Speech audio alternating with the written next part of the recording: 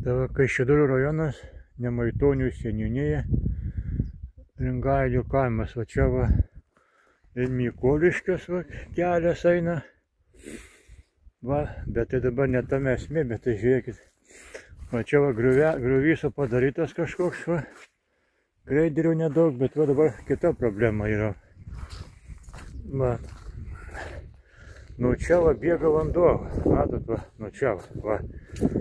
Bėga va, ten va, vanduo bėga.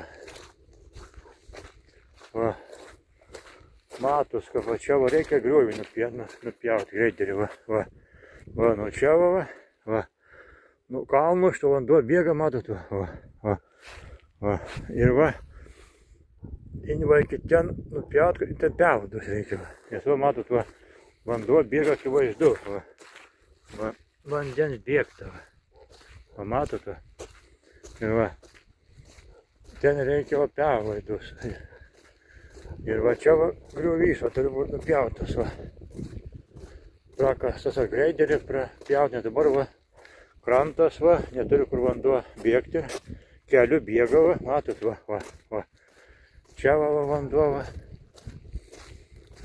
va, visas vanduo bėga, ant kelių bėga va, vanduo. Nes kai matau, Nemaitonių seniūnija, naujoji mūsų Inga, nelabai gaudosi keliuose, gal tai firma, kur samdo, nepakonsultuoja tinkamai. O aš tai turiu gerą akentą, va. Pažiūrėjau, galiu pasakyti. Va, kur problema yra. Va, čia subėga vanduo, matot. Va, ir čia problema yra, va, ir vanduo kiek išgraužė kelių, va, matot, čia yra.